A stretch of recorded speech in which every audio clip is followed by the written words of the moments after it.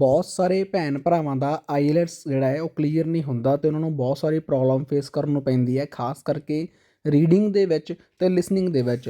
Writing ਅਤੇ speaking ਤਾਂ ਉਹ ਔਖੇ ਸੌਖੇ ਕਰ ਹੀ ਲੈਂਦੇ ਆ, ਪਰ ਜੇਕਰ ਆਪਾਂ ਗੱਲ ਕਰਦੇ ਹਾਂ ਰੀਡਿੰਗ ਦੀ ਅਤੇ ਲਿਸਨਿੰਗ ਦੀ, ਤੁਸੀਂ ਸਕਰੀਨ ਦੇ ਉੱਪਰ ਰਿਜ਼ਲਟ ਦੇਖ ਸਕਦੇ ਹੋ ਸਟੂਡੈਂਟ ਦਾ। ਲੈਫਟ ਐਂਡ ਰਾਈਟ ਤੁਸੀਂ ਸਾਡਾ ਇੰਸਟਾਗ੍ਰਾਮ ਪੇਜ ਵੀ ਦੇਖ ਸਕਦੇ ਹੋ, ਜਿਸ ਦੇ ਉੱਤੇ ਅਸੀਂ ਕੈਨੇਡਾ ਦੀ ਹਰ ਇੱਕ ਅਪਡੇਟ ਅਪਲੋਡ ਕਰਦੇ ਹਾਂ ਅਤੇ ਪਲੱਸ ਸਟੂਡੈਂਟ ਦਾ ਰਿਜ਼ਲਟ ਵੀ ਸ਼ੇਅਰ ਕਰਦੇ ਹਾਂ। ਜਿੰਨੇ ਵੀ ਸਟੂਡੈਂਟ ਸਾਡੇ ਕੋਲੋਂ ਪ੍ਰੈਡਿਕਸ਼ਨ ਅਤੇ ਉਸ ਦੀ PDF ਲੈਂਦੇ ਆ, ਜੇਕਰ ਕਿਸੇ ਵੀ ਸਟੂਡੈਂਟ ਨੂੰ ਲਿਸਨਿੰਗ, ਰੀਡਿੰਗ, ਰਾਈਟਿੰਗ ਅਤੇ ਸਪੀਕਿੰਗ ਦੇ ਵਿੱਚ ਪ੍ਰੋਬਲਮ ਆਉਂਦੀ ਹੈ, ਤੁਹਾਨੂੰ ਪ੍ਰੈਡਿਕਸ਼ਨ ਅਤੇ ਉਸ ਦੀ PDF ਚਾਹੀਦੀ ਹੈ, ਘਰੇ ਬੈਠ ਕੇ ਤੁਸੀਂ ਤਿਆਰੀ ਕਰ ਸਕਦੇ ਹੋ ਵਿਦਨ 15 to 20 ਡੇਜ਼। ਜੇਕਰ ਤੁਸੀਂ ਦਿਲੋਂ ਮਿਹਨਤ ਕਰੋ ਤਾਂ ਤੁਸੀਂ ਆਪਣਾ ਐਗਜ਼ਾਮ ਕਰੈਕ ਕਰਕੇ ਸੇਮ ਉਵੇਂ ਦਾ ਰਿਜ਼ਲਟ ਲੈ ਸਕਦੇ ਹੋ ਜਿਵੇਂ ਨਾ ਤੁਹਾਡਾ ਇੱਕ ਡਰੀਮ ਹੈ, ਜਿਵੇਂ 7.5, 8, 9 ਬੈਂਡ। ਪ੍ਰੂਫਾਂ ਦੀ ਗੱਲ ਕਰੀਏ, ਪ੍ਰੈਡਿਕਸ਼ਨ PDF ਦੇ ਵਿੱਚੋਂ last time 100% same reading, 100% same writing ਅਤੇ ਸਪੀਕਿੰਗ ਆਪਾਂ ਨੂੰ ਦੇਖਣ ਨੂੰ ਮਿਲੀ ਹੈ। ਉਸ ਦੇ ਪ੍ਰੂਫ ਤੁਹਾਡੀ ਸਕਰੀਨ ਦੇ ਉੱਪਰ, ਰਿਜ਼ਲਟ ਤੁਹਾਡੀ ਸਕਰੀਨ ਦੇ ਉੱਪਰ ਆ। ਜਿੰਨੇ ਵੀ ਸਟੂਡੈਂਟ ਸਾਡੇ ਕੋਲੋਂ ਪ੍ਰੈਡਿਕਸ਼ਨ ਲੈਂਦੇ ਆ, ਆਪਣੀ ਚੈਟ ਸ਼ੇਅਰ ਕਰਦੇ ਆ ਸਾਡੇ ਨਾਲ, ਅਤੇ ਉਸ ਤੋਂ ਬਾਅਦ ਉਹਨਾਂ ਦੇ ਬਹੁਤ ਵਧੀਆ ਆਪਾਂ ਨੂੰ ਬੈਂਡ ਸਕੋਰ ਦੇਖਣ ਨੂੰ ਮਿਲਦੇ। ਜੇਕਰ ਤੁਹਾਨੂੰ ਵੀ ਚਾਹੀਦੇ ਤੁਸੀਂ WhatsApp ਕਰ ਸਕਦੇ ਹੋ। Section 1. You will hear a telephone conversation between a hotel receptionist and a customer. First, you have some time to look at questions 1 to 5.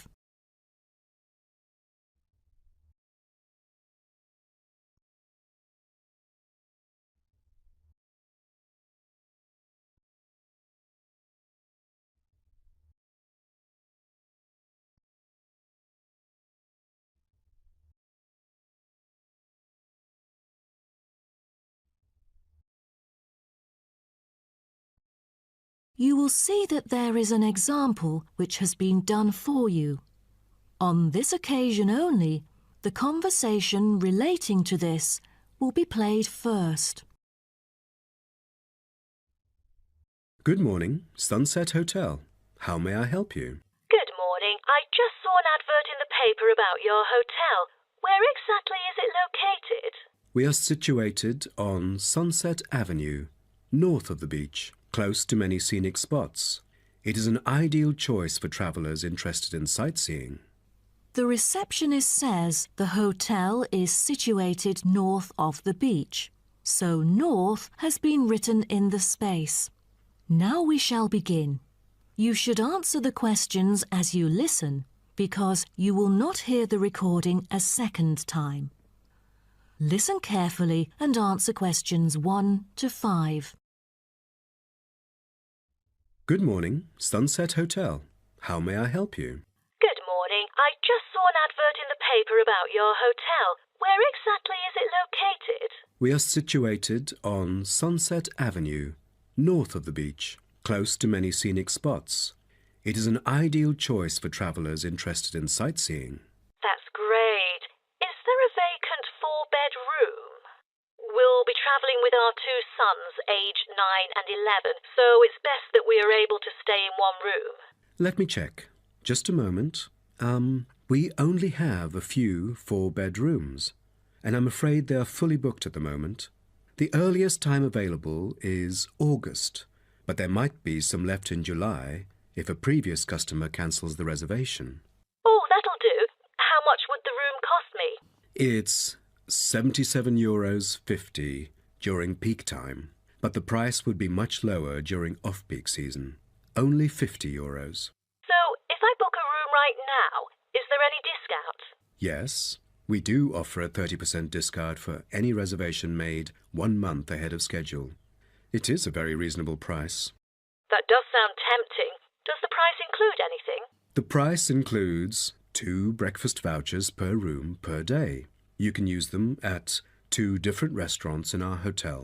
There's also a 20-minute spa trial available, but you have to book it beforehand at the concierge or directly at the spa centre. I'm wondering if there is a hairdryer in the room. It takes ages to dry my hair without one. Do I have to bring one? No, there is absolutely no need to bring that, for each room is equipped with a hairdryer. But I have to inform you that towels are not provided. You'll have to bring your own, or hire some at the front desk. Oh, I see. Before you hear the rest of the conversation, you have some time to look at questions 6 to 10.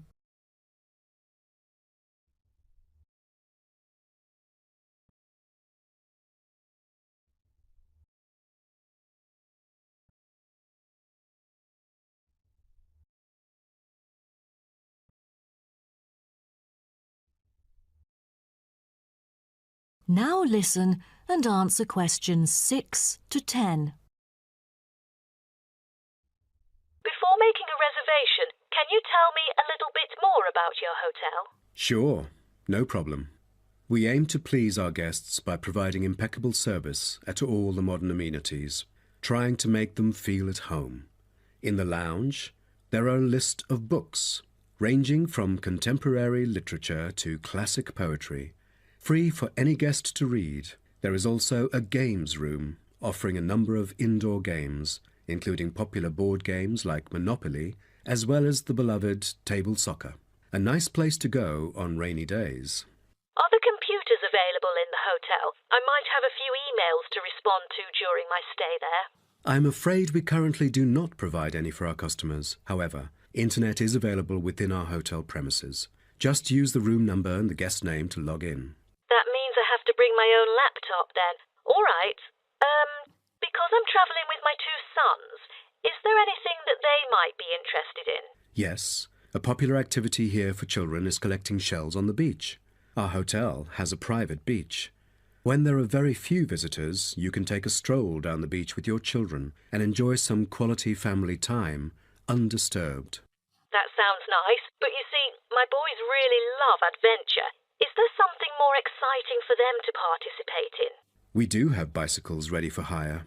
You can cycle with the boys along the bush track by the hotel, which is an ideal place to explore the wonders of nature. But because there is only a limited number of bicycles, we apply a first-come, first-served rule. Got it. I think my boys would love it. How can I arrange the payment then? Can I pay by credit card? Of course, we take credit cards. Thank you. You've been a great help. My pleasure, Ma'am. That is the end of section 1. You now have half a minute to check your answers.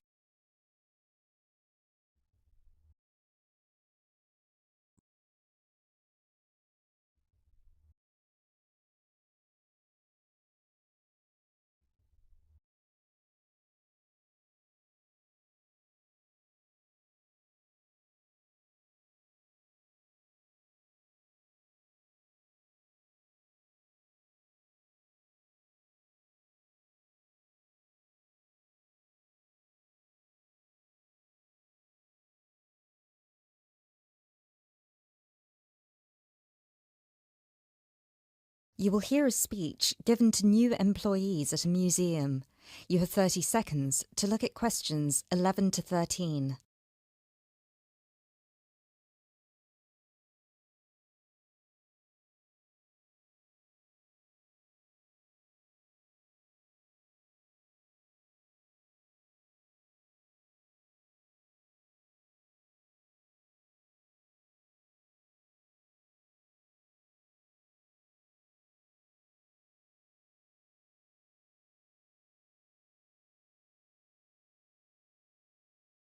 Allow me to introduce myself.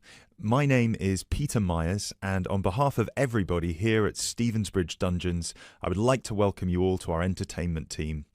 This year, the hiring process was especially competitive, and it might interest you all to know that for every position there were almost 30 applicants, so you really are the best of the best. In a moment, I will take you on a tour of the museum so you can get an idea of what the space is like. But first of all, I would like to show you around the staff room. Our staff room is located at the back of the building over here. You will notice that there are two entrances to the staff room. One leads to the room we're in now, which is the main and oldest dungeon here at Stevensbridge, which we have turned into the museum. This is where you will greet the new visitors, and also where the tour throughout the dungeons will begin. I should mention now that we only ever send visitors through as part of a group, so even on the busy days you will still get roughly 10 minutes of free time between each group. Make sure you use that time wisely because you'll need to get straight back into character as soon as it's over.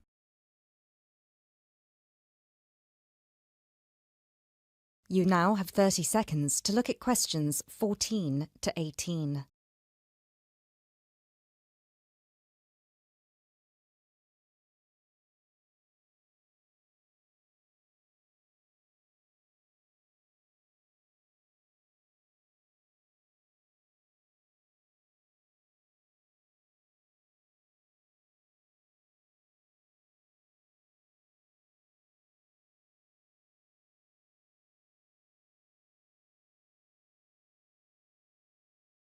Right, follow me and I'll show you the layout of the museum. From the museum, we can pass through this door near the interactive display into the staff room. From here, you can see the steps at the far side in the opposite corner that lead outside into Berwick Street. When you arrive for a shift, it will be much easier for you all to come in the Berwick Street entrance directly down the steps to the staff room. If you come in through the main visitor entrance, it will take you longer to get past security. As you can all see, there are lockers on your right-hand side. They should be big enough for you to put your bags and coats in. You'll get given keys later that work with any of the lockers in here. Over on the other side, past the lockers, is our most exciting area. This is where our wardrobe and makeup will take place. Every shift, you will be transformed from normal people into grotesque medieval prisoners.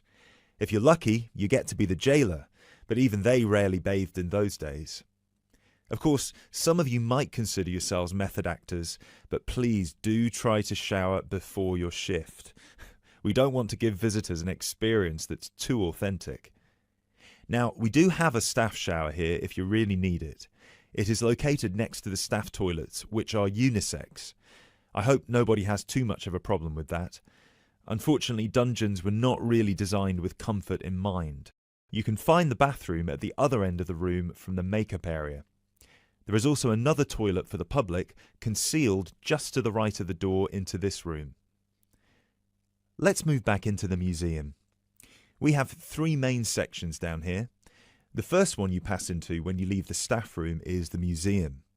This is where all the useful information can be found, such as dates, number of prisoners, and the kinds of torture that were used. I know it's a lot of information to take in on your first day, but try to learn as much of it as you can. Even though you'll mostly be in character, visitors might want to ask you some questions, and it would be great if you could tell them more about the dungeons. I think it would be more interesting if visitors could learn directly from you rather than having to read about it. As you can see, on the left we have an interactive display for children, and on the right we have a photo booth. This was the original dungeon, first built in 1435. Now, let's pass through into the main dungeon that was added during the Tudor period in around 1570. You might be able to feel that the air is a lot damper and cooler here. That is because we are now beneath the River Stevens. This is primarily the room in which most of you will be working. This is where many high-profile religious figures were held, sometimes for years on end. Depending on the roles you will be playing, you can either be chained up, free to roam, or, if you're a jailer, wandering between prisoners to keep an eye on them. You now have 30 seconds to look at questions 19 to 20.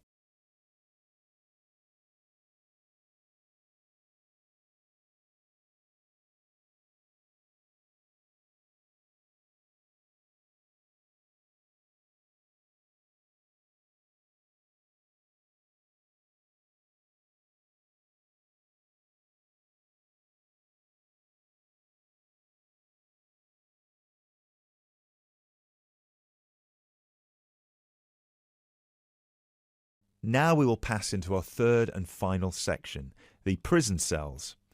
Over here, you can see there are some wooden stocks and a fake gibbet. Don't worry, I can see a couple of you looking concerned. You don't need to reenact any of the torture scenes for visitors. One person each shift will play the jailer in here, where you will give a speech to the group about some of the more notable prisoners to stay here in the past. This is usually the end of the tour, but some visitors will certainly want to ask you more questions at this point, so please try your best to make yourselves available. Help them by answering any questions they have. Also, feel free to guide the visitors through the museum if you see that they're going the wrong way. This concludes our introduction to your new workplace. If you'll please follow me, I will get you all issued with your keys and some information about the dungeons that you can take home with you to study. I will also introduce you to your shift supervisor, Alice Stiles, and you can ask her any questions you may have about your roles.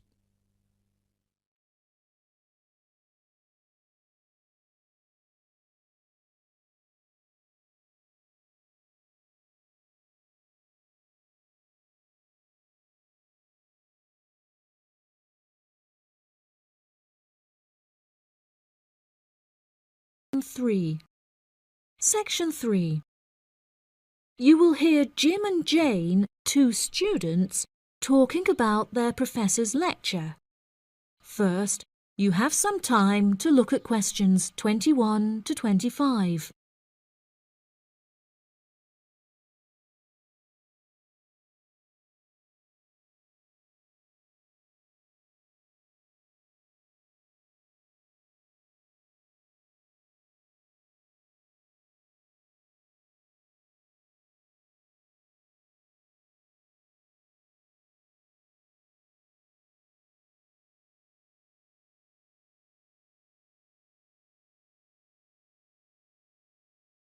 Now listen carefully and answer questions 21 to 25. Jane, what did you think of Professor Morgan's lecture? I don't know about you, but I find it incredibly difficult to believe that light influences the environment as much as he says. I've never seen any journal articles, websites or anything that verifies his arguments. It's stupid. On the contrary, I've seen a great deal of research supporting his argument from a wide range of renowned scientists. Have you looked at the recommended textbook listed on the course outline given to us at the beginning of the semester? All the information is in there. Perhaps you've just been looking in the wrong places. I never look at the course outlines. I have so many loose sheets of paper I tend to lose anything I'm given by the end of the day. What's the textbook they recommend? And where can I get it from? I should probably go buy it soon. I'm already behind in the course. Yeah, you definitely should buy it. And our grades are more important this year. It's called The Influence of Light on the Environment. You should be able to find it in the bookshop on campus. If not, they'll order it within 2 weeks. In the meantime, you should read up on Ken Simpson's work. He argues that in order to protect natural habitats, governments should endeavour to turn off lights in cities at night. Well, that's controversial. I doubt any government would be willing to do that any time soon. I imagine roads would become quite dangerous without street lighting. For this issue, Dave Kepler suggests they could just replace the existing lights with more environmentally friendly bulbs. They could even install solar-powered lights. That way, roads will be more eco-friendly while maintaining safety. Although I guess they wouldn't be particularly effective in colder countries, especially during the winter. That's quite a good idea, actually. The price of solar power is supposed to be on par with electricity within the next few decades, and it was on the news this morning. I've also heard that, according to Sharon Gray, in countries with more sunlight, insect-eating animals tend to be smaller in size. Since there are fewer insects, and the remaining insects produced a smaller number of eggs. Yeah, I think I read somewhere that sunlight also has a negative effect on the quality of water, but I'm not sure I believe it. In many hot countries, particularly developing countries, there is a lot of water pollution caused by factories rather than sunlight. Nevertheless, Maria Jackson says that in direct sunlight, the surface of the water becomes more translucent. Therefore, it affects the amount of sunlight that aquatic insects can absorb. Not much research has been undertaken to prove Jackson's theory, but it seems to have been widely accepted anyway. I've never heard of that. I'll have to look it up on Google. The only other theory I've studied is Barbara Swallow's study on how declined insect population adversely affects the frog population. Not that I'm complaining. I hate insects, especially spiders. You have arachnophobia? I never would have guessed. Didn't your brother have a pet black widow spider? Yes, he did, and I hated it. It escaped from its cage once and we never found it. I had nightmares for months. Before you hear the rest of the conversation, you have some time to look at questions 26 to 30.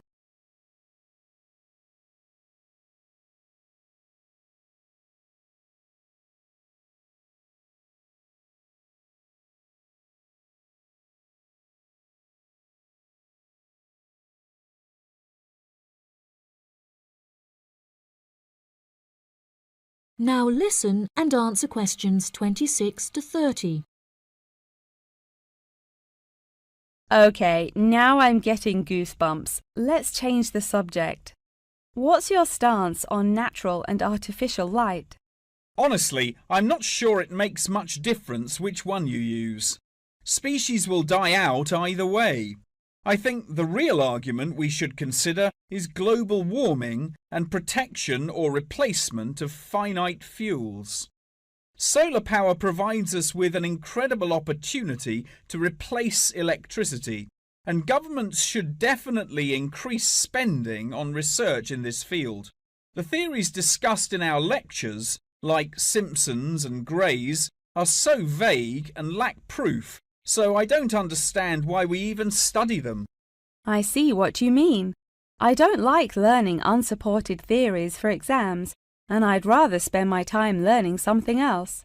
For example, I'd be much more interested in studying the animals in safari parks than researching migratory birds, particularly the effect of tourists on the quality of life of animals. As we know, every year thousands of visitors will drive in their own vehicles or ride in vehicles provided by the facility to observe freely roaming animals. Yeah, that would be really interesting. Especially those animals living in more tropical countries like Borneo. Following on from that, I want to study how bringing animals over from foreign countries to put in our zoos affects their life expectancy. For example, do you remember when China sent pandas to Edinburgh Zoo? Apparently, one of the pandas became depressed, but it was never explained why.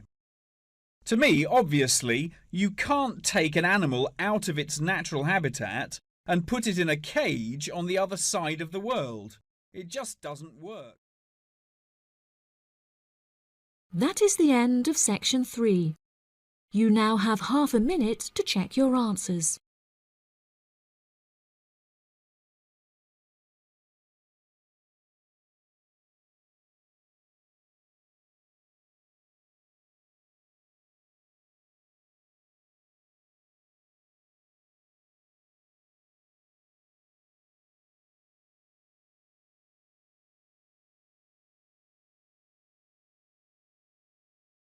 You will hear a biology lecture about tuberlaria. You have 30 seconds to look at questions 31 to 33.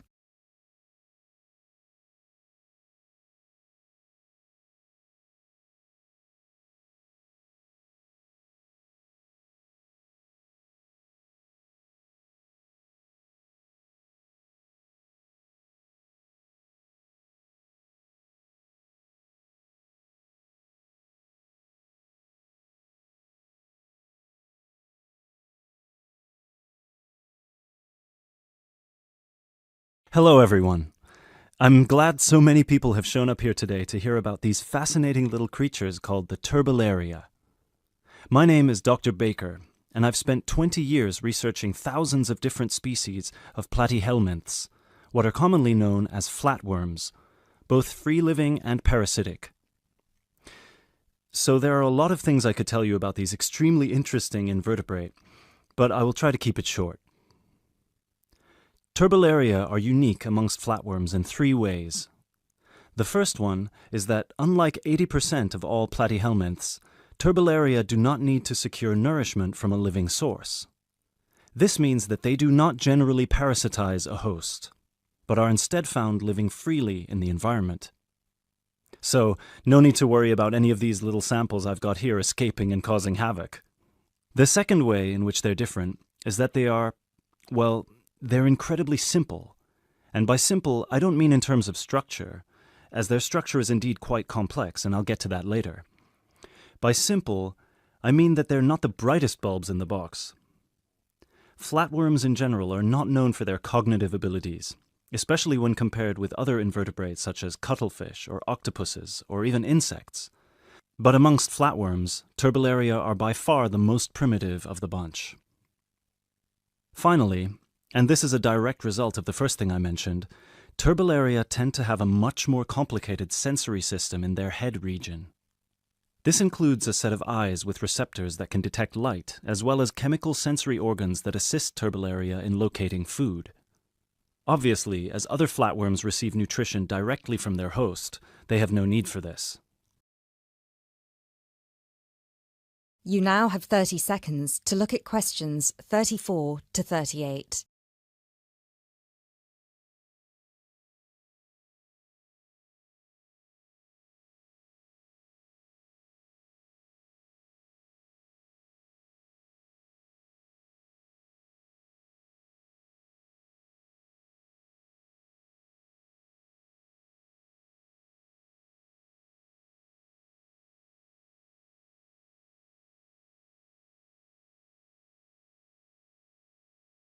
Despite these 3 differences, however, Turbellaria are quite similar to other flatworms in all sorts of other ways. First of all, as their name suggests, they're incredibly flat, which allows them to hide under stones. They're symmetrical on both sides, and they don't have a body cavity. They also don't have any specialized respiratory, skeletal, and circulatory systems.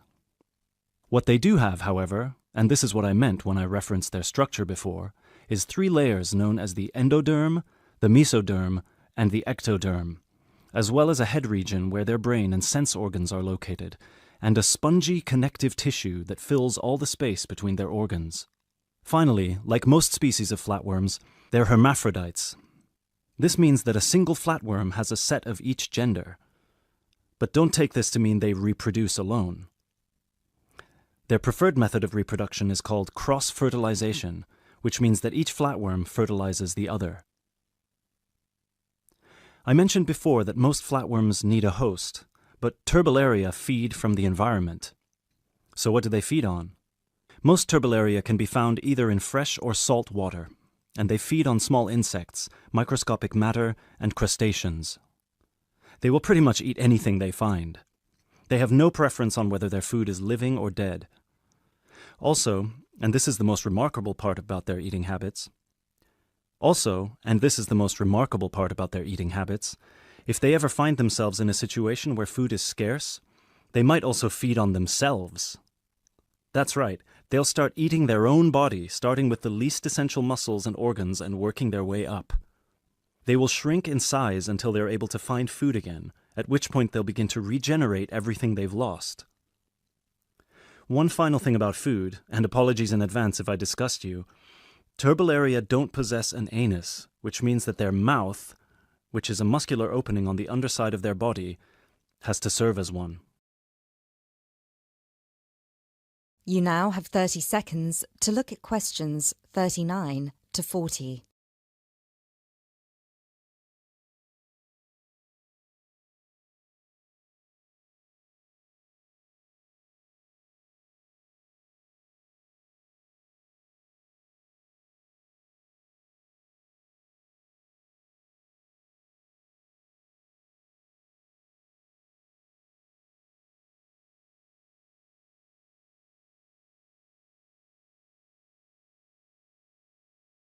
Before I finish this presentation, one more thing you've probably heard before but weren't sure if it was a myth or not. I mentioned already that Turbellaria can reproduce on their own, but there's a second method they can use, which is known as fission. Now, as a child, you were probably told that if you cut a worm in half, it will grow into 2 new worms. That's not entirely true, but flatworms are not worms exactly, and they do have the ability to regenerate by splitting into 2, perhaps even more smaller parts, at which point each part regrows the missing organs and becomes a brand new turbularian. Now, this is extremely important for us, and this is how I'd like to close this presentation. Because their ability to regenerate endlessly makes them virtually immortal, and it might open pathways to regeneration in human cells or slowing the human aging process, which is why scientists like myself have been studying these unique creatures, hoping to get some answers. Thank you for listening,